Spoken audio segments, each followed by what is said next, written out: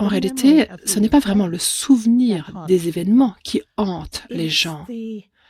C'est plutôt les souvenirs sensoriels, les souvenirs corporels qu'ils ont des événements traumatiques. C'est tout ce qui est resté sous la forme de mémoire dans le système nerveux de la personne. Donc, ces parties ne sont pas des aspects du passé. Ces parties portent aujourd'hui l'héritage vivant du traumatisme passé.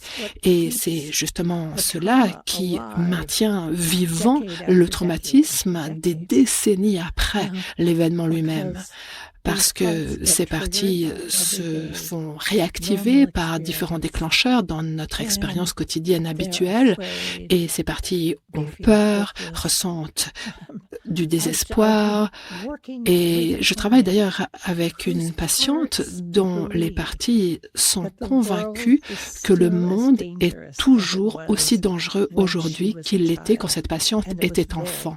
Et elle vivait en effet dans un monde très dangereux quand elle était enfant.